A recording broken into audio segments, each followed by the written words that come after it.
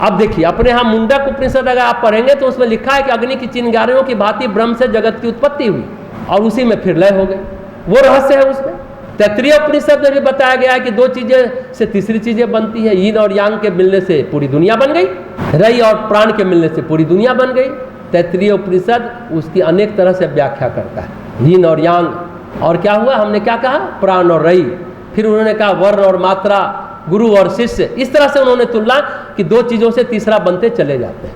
हम सभी बचपन में, आप लोग पता नहीं वो खिलौना देखे हैं कि नहीं, हम समझते हैं कि एक बाइस्कोप जैसा खिलौना होता है, पीछे आईना लगा रहता था। बाइस्कोप क्या, उसे चूड़ी का टुकड़ा रहता था जो आकार दिखाता था। फिर उसे हिला देते थे तो कोई और आकार दिखता था, फिर उसे हिला देते थे तो कोई और आकार दिखता था। उसे हिलाने पर बहुत सारे आकार बनते चले गए। मतलब क्या, हमेशा नई सृष्टि का, नए आकार का निर्माण हो जाता था उस बाइस्कोप के अंदर, खिलौने में। यही है आधुनिकी भौतिकी और पूर्वी रहस्यवाद के बीच समानता की बात। ताओ ऑफ फिजिक्स में यही बात कही गई। इस परंपरा में कई और किताबें बाद में निकली हैं। तो ताओ ऑफ फिजिक्स जीवन को वैज्ञानिक अध्यात्म की दृष्टि देता है। फिर जॉफ कापरा अध्यात्म को वैज्ञानिक रूप से प्रस्तुत करने की कोशिश की। उसी तरह परम पूज्य गुरुदेव वेदमूर्ति तपोनिष्ठ पंडित श्री राम शर्माचार्य ने भी वैज्ञानिक अध्यात्मवाद की बात कही। इस पर उन्होंने बहुत सारी किताबें लिखी हैं। जब वैज्ञानिक अध्यात्मवाद पर गुरुदेव लिख रहे थे तो रायपुर के रामकृष्ण मठ में आत्मानंद जी थे, उनके पास जाया करते थे।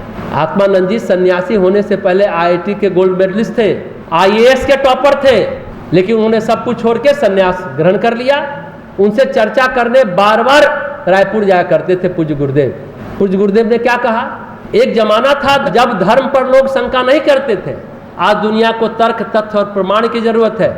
आज धर्म को विज्ञान के वैसाखियों की जरूरत है। पहले जरूरत नहीं थी, इसलिए उन्होंने धर्म का वैज्ञानिक प्रतिपादन किया। जो 3200 साहित्य परम पूज्य गुरुदेव ने लिखा है, वैज्ञानिक अध्यात्मवाद का 43 सीरीज की पुस्तक है और 24 है बाद में फिर उन्होंने लिखा। वो आप पढ़ेंगे तो उसमें वैज्ञानिक अध्यात्मवाद आपको समझ में आएगा। उसमें तर्क, तथ्य, प्रमाण दिया गया है। पूज्य गुरुदेव ने कहा, अगर हम विज्ञान से कल्याण का स्वर चाहते हैं, मानव धर्म की गरिमा बढ़ाना चाहते हैं, तो हमें इनको परस्पर पास लाना ही पड़ेगा। धर्म को विज्ञान का पूरक बनाना ही पड़ेगा। गायत्री परिवार का एक बहुत प्रसिद्ध प्रज्ञा गीत आप लोगों ने सुना होगा, सही रूप उभरेगा उस दिन मानव के उत्थान का, जिस दिन होगा मिलन विश्व में धर्म और विज्ञान का। परंपराओं की तुलना में तब विवेक ही वंदित होगा, रूढ़िवाद की रात्रि मिटेगी, नव प्रभात अभिनंदन होगा। गूंजेगा सहगान मानवीय शक्ति और सद्ज्ञान का, स्वार्थ नहीं परमार्थ बनेगा, चरम लक्ष्य जग में जन जन का। ईर्ष्या, द्वेष, कलह, हिंसा से कलुषित क्षेत्र न होगा, मन का परिमार्जन पुरुषार्थ करेगा, बिगड़े भाग्य विधान का, सही रूप उभरेगा उस दिन मानव के उत्थान का, जिस दिन होगा मिलन विश्व में धर्म और विज्ञान का। पूज्य गुरुदेव इस पर बहुत सारा काम किया वैज्ञानिक अध्यात्मवाद पर। उनके पुस्तक को आप पढ़िए। देखिए, अब एक और अपनी बात हम अपनी ओर से कह रहे हैं। अगर वैज्ञानिक अध्यात्मवाद नाम का कोई शास्त्र हो सकता है, वो है ज्योतिष शास्त्र। ज्योतिष चेतना की भी चिंता करता है और पदार्थ की भी चिंता करता है। जमीन में कुआं खोदने का मुहूर्त बताता है और कहाँ पर खोदना है वह भी बताता है। कहाँ से पानी निकलेगा या नहीं निकलेगा वो भी बताता है। ये जमीन अशुभ है या शुभ है, वहाँ की ऊर्जा तरंगों की अनुभूति कर स्पष्ट बताता है कि यहाँ पर घर परिवार पनपेगा, यहाँ घर बनाएंगे तो नहीं पनपेगा। अच्छा, ये बताइए, ज्योतिष के अलावा अध्यात्म की ऐसी कौन सी शाखा है जो मिट्टी का परीक्षण करती है? कौन सी शाखा है ज्योतिष के अलावा? मिट्टी तो पदार्थ है, शुद्ध चेतना तो नहीं है। पदार्थ में चेतना लेकिन घुली मिली है। शुभ चेतना यानी शुभ तरंग है या अशुभ चेतना यानी अशुभ तरंग है, यही तो बताता है ज्योतिष। इसी का अध्ययन ज्योतिष शास्त्र करता है। पुराने जमाने से लेकर आज भी कोई वैज्ञानिक अध्यात्मवाद का दावेदार है तो वह है ज्योतिष शास्त्र यानी ज्योतिर्विज्ञान। देखिए, योग शास्त्र मिट्टी का परीक्षण नहीं करता, वेदांत शास्त्र मिट्टी का परीक्षण नहीं करता, आयुर्वेद शास्त्र थोड़ा बहुत ये देखता है कि कौन पौधा कौन से मिट्टी में उगेगा, लेकिन ये हो गया विज्ञान, अध्यात्म नहीं है। अध्यात्म नहीं रहा, ये विज्ञान हो गया। लेकिन मिट्टी में कैसी चेतना है, जहाँ पदार्थ और चेतना दोनों का अध्ययन होगा, वही तो वैज्ञानिक अध्यात्मवाद होगा। आयुर्वेद में पदार्थ यानी मिट्टी के साथ चेतना का अध्ययन नहीं होता। हाँ, वनस्पति में प्राण ऊर्जा का अध्ययन होता है। जीवनी शक्ति कितनी है, जीवनी शक्ति भी एक तरह से पदार्थ और ऊर्जा दोनों है। जब आयुर्वेद चेतना का अध्ययन करता है तो ज्योतिष से जुड़ता है।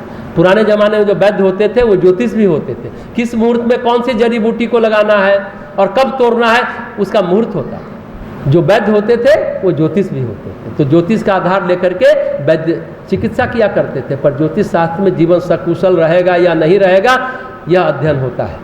बाकी कोई ऐसा शास्त्र नहीं जो कंप्लीटली बिना ज्योतिष के वैज्ञानिक अध्यात्मवाद हो जाए, सटीक निर्णय ले सके। अनुभव के आधार पर एकदम सच लगता है कि वैज्ञानिक अध्यात्मवाद का सही दावेदार ज्योतिष शास्त्र है। जैसा अभी हमने कहा, बराह मिहिर सही पूछे तो वैज्ञानिक अध्यात्मवाद के प्रवर्तक थे। वो कौन थे मालूम है? उज्जैन में जब राजा विक्रमादित्य से गांव के लोगों ने अपनी समस्या बताई, हमारे आसपास के क्षेत्र में पानी नहीं निकलता है, पूरा सूखा पड़ा है, हम लोग मर जाएंगे। उज्जैन में विक्रमादित्य के पास कहा, दरबार में बात रखी गई। सच कहिए तो अकबर के नवरत्नों से महाराज विक्रमादित्य के नवरत्न ज्यादा गुणी थे, क्योंकि वे सभी नवरत्न वैज्ञानिक थे, कवि थे, ज्ञानी थे। तो बराह मिहिर से कहा गया खोजिए आप, तो उन्होंने कहा हम समाधान खोजेंगे। जमीन के परीक्षण को किया, खोजा और कहा कि इस जगह खोदोगे तो पानी मिलेगा, उधर खोदोगे तो पानी नहीं मिलेगा। लोगों ने पूछा आप कैसे कह रहे हैं? तो उन्होंने पूरा विज्ञान बताया। क्या बताया? सुनिएगा तो बहुत आसान लगता है। उन्होंने पूरा विज्ञान क्या बताया? कुछ पौधे ऐसे होते हैं जो उसी भूमि पर उगते हैं जिसकी जड़ों में, गहरे में पानी होता है। कुछ पौधा ऐसा होता है जो नमी में ही उगता है। यहाँ ये पौधे उगे हुए, पौधे की पहचान थी बराह मिहिर को, मतलब इसके नीचे पानी है। फिर जीव जंतु की भी पहचान थी बराह मिहिर को। कुछ जीव जंतु ऐसे होते हैं जहाँ नमी होती है वहीं पर जन्म लेते हैं। तो उन्होंने दिखाया कि देखो ये दीमक का बड़ा क्षेत्र है। बराह मिहिर ने दिखाया, दीमक का पूरा क्षेत्र दिखा दिया, मतलब यहाँ पानी है। देखिए, जब समाधान मिलता है तो बड़ा आसान लगता है। वैसे ही हम अपने मित्र के बारे में बताना चाहेंगे, सोमेश। जब वो अनंतपुर डिस्ट्रिक्ट आंध्र प्रदेश जब संजू एक था तो वहीं का कलेक्टर था, आईएएस था, हम लोग के बैच का 89 बैच का आईएएस था। तो उसने एक बहुत अच्छी बात कही, ध्यान से आप लोग सुने। अनंतपुर डिस्ट्रिक्ट में भी सूखा था, जहाँ सत्य साईं बाबा है पुट्टापार्थी वाले, वही डिस्ट्रिक्ट है। बहुत बड़ा डिस्ट्रिक्ट है, 3 MP और 12 MLA का एक डिस्ट्रिक्ट हुआ करता था, बड़ा जिला है। तो पानी लाने के लिए सूखा था तो पहाड़ से पानी लाया जाता था, लेकिन वो पाइप सब जाम हो जाता था। मतलब आज़ादी के बाद से वो समस्या थी। जवाहरलाल नेहरू जो प्रधानमंत्री थे, बाहर से वैज्ञानिक को बुलाया गया, संसद में कितनी चर्चा हुई, नहीं हुआ, सक्सेसफुल नहीं हुआ, पानी नहीं लाया गया, सब 2-3 महीने में जाम हो जाता। सोमेश, चूँकि हम गए थे उस समय जब कलेक्टर था, तो बताया कि हमने इसमें यहाँ पानी ले आए, तो सभी लोग को बड़ा आश्चर्य हुआ, कैसे लाए? तो क्या बताता है, देखो पानी चला, उसमें गाद है, मिट्टी है, और धीरे धीरे जाम हो गया।